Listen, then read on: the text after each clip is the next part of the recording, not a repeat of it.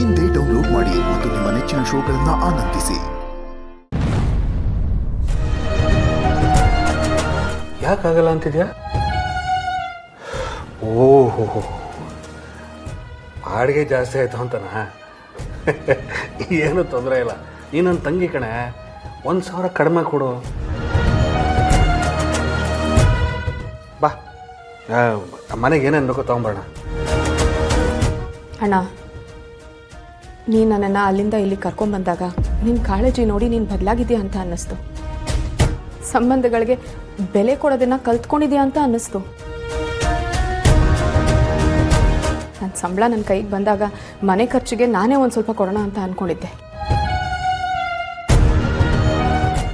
ಆದರೆ ಕೊನೆಗೂ ನಿನ್ನ ಬುದ್ಧಿ ನೀನು ತೋರಿಸ್ಬಿಟ್ಟೆ.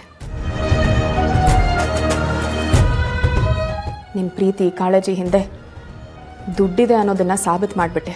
ಯಾಕಾಗೆಲ್ಲ ಮಾತಾಡ್ತೀಯಾ? ನಾನು ಇಷ್ಟೆಲ್ಲ ಮಾಡ್ತಿರೋದು ನೀನು ಒಳ್ಳೇದಕ್ಕೆ ತಾನೆ. ಅದ್ಯಾಕೆ ನಿನಗೆ ಅರ್ಥ ಆಗ್ತಿಲ್ಲ? ಇದರಲ್ಲಿ ಅರ್ಥ ಮಾಡ್ಕೊಳ್ಳೋದು ಏನಿದೆ ಅಣ್ಣ? ತಂಗಿ ಬಾಳ್ ಹೀಗಾಗಿದೆ, ಅದನ್ನು ಸರಿ ಮಾಡೋಣ ಅಂತ ಯೋಚನೆ ಮಾಡೋದು ಬಿಟ್ಟು ನಿನ್ನ ಖಾಲಿ ಮನೆಗೆ ನನ್ನನ್ನು ಕಳಿಸಿ ಬಾಡಿಗೆ ವಸೂಲಿ ಮಾಡೋಣ ಅಂತ ಯೋಚನೆ ಮಾಡ್ತಿದ್ಯಲ್ಲ. ಭಾವನಾ, ಇವ್ರು ಯಾರು ಅಂತ ನೀನೇನು ಇವತ್ತು ನೋಡ್ತಾ ಇದೀಯಾ? ಇವ್ರ ಬುದ್ಧಿ ಏನು ಅಂತ ನಿನಗೆ ಮೊದಲಿಂದನೂ ಗೊತ್ತು ತಾನೆ. ಸ್ವಂತ ತಂಗಿ ಹತ್ರನೇ ಬಾಡಿಗೆ ದುಡ್ಡು ಕೇಳ್ತಿದ್ದೀರಲ್ಲ, ಏನ್ರಿ ಬಂದಿರೋದು ನಿಮಗೆ? ನಾನು ಏನು ತಪ್ಪು ಮಾಡಿದ್ದೀನಿ ಅಂತ ನೀವಿಬ್ಬರು ಹೀಗೆ ಬೈತಾ ಇದ್ದೀರಾ? ಏನೋ ನನ್ನ ತಂಗಿ ಚೆನ್ನಾಗಿರ್ಬೇಕು, ಅಲ್ಲಿ ಗಂಡನ ಮನೆ ಅಂತೂ ಸುಖವಾಗಿರಲಿಲ್ಲ, ಇಲ್ಲಾದರೂ ಚೆನ್ನಾಗಿರಲಿ ಅಂತೇಳಿ ಕರ್ಕೊಂಬಂದೆ. ಅವಳಿಗೊಂದು ಕೆಲಸನ ಕೊಡ್ಸಿದ್ದೀನಿ. ಏನು ನನ್ನ ಸ್ವಾರ್ಥಕ್ಕೆ ಮಾಡ್ಕೊಂಡ? ಅದ್ಯಾಕೆ ನಿಮ್ಗೆ ಅರ್ಥ ಆಗ್ತಿಲ್ಲ? ಇದು ಸ್ವಾರ್ಥ ಅಲ್ಲದೆ ಇನ್ನೇನಣ್ಣ? ನೊಂದು ಬೆಂದಿರೋ ನನ್ನ ಹತ್ರ ಹೀಗೆಲ್ಲ ಮಾತಾಡೋದಕ್ಕೂ ಮುಂಚೆ ನನಗೆಷ್ಟು ನೋವಾಗುತ್ತೆ ಅಂತ ನೀನು ಯೋಚನೆ ಮಾಡಲಿಲ್ವಾ? ಅಣ್ಣನ ಮನೆಯಲ್ಲೇ ಬಾಡಿಗೆ ಕೊಟ್ಟಿರೋ ಅಷ್ಟು ಗತಿ ಬಂದಿಲ್ಲ ನನಗೆ.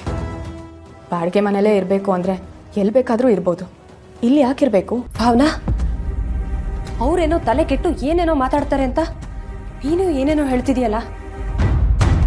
ಅವ್ರ ಹತ್ರ ನಾನು ಮಾತಾಡ್ತೀನಿ ನೋಡು. ದಯವಿಟ್ಟು ನೀನು ಮನೆ ಬಿಟ್ಟು ಹೋಗೋ ನಿರ್ಧಾರ ಎಲ್ಲ ಮಾಡಬೇಡ. ಹೌದು ಭಾವನಾ, ಈಗ ನಾನು ಕೇಳದಿದ್ರೆ ನೀನೇ ಕೊಡ್ತೀನಿ ಅಂತ ಹೇಳಿದ್ಯಲ್ಲ, ನಾನು ಕೇಳೇ ಇಲ್ಲ ಅಂತ ಅನ್ಕೋ. ಅಷ್ಟು ಇಷ್ಟು ಅಂತಲ್ಲ ಭಾವನಾ, ನಿನ್ನ ಕೈಲಿ ಎಷ್ಟಾಗುತ್ತೋ ಅಷ್ಟು ಕೊಡು ಸಾಕು. ದಯವಿಟ್ಟು ಮನೆ ಬಿಟ್ಟು ಹೋಗ್ತೀನಿ ಅಂತ ಮಾತ್ರ ಹೇಳ್ಬೇಡ.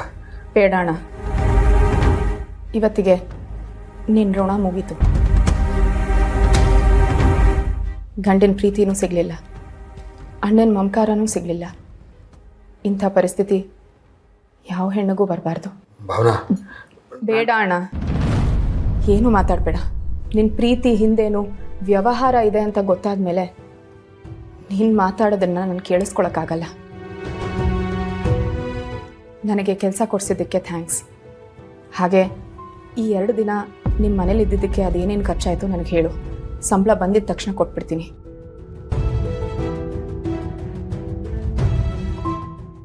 ಅದಕ್ಕೆ ನಾನೇನು ಹೊರಡ್ತೀನಿ, ನನ್ನನ್ನು ಕ್ಷಮಿಸ್ಬಿಡಿ.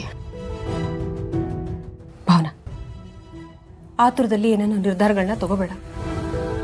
ಅದು ಅಲ್ಲದೆ ನೀನು ಈ ರೀತಿ ಉಟ್ಬಟ್ಟನಲ್ಲಿ ಮನೆ ಬಿಟ್ಟು ಹೊರಗಡೆ ಹೋಗ್ಬಿಟ್ರೆ ಎಲ್ಲಿಂತ ಬದುಕ್ತೀಯಾ, ಹೇಗೆ ಅಂತ ಬದುಕ್ತೀಯಾ? ನೋಡು, ನೀನು ಎಲ್ಲಿಗೂ ಹೋಗ್ಬೇಡ, ನಮ್ಮ ಜೊತೆನೇ ಇರು. ಬೇಡ ಅದಕ್ಕೆ, ದಯವಿಟ್ಟು ನನ್ನನ್ನು ತಡಿಬೇಡಿ. ನನಗಿಲ್ಲಿರೋಕ್ಕೆ ಮನಸ್ಸಿಲ್ಲ. ನಾನಿಲ್ಲಿ ಬರೋಕ್ಕಿಂತ ಮುಂಚೆನೇ ಯೋಚನೆ ಮಾಡಬೇಕಾಗಿತ್ತು. ಯೋಚನೆ ಮಾಡದೆ ಬಂದಿದ್ದಕ್ಕೆ ತಕ್ಕ ಶಾಸ್ತಿ ಆಯಿತು. ನಾನೇನು ಬರ್ತೀನಿ ಅದಕ್ಕೆ. ಭಾವನಾ, ಭಾವನಾ, ಭಾವನಾ, ಲಕ್ಷ್ಮೀ ನಿವಾಸ, ಲಕ್ಷ್ಮೀ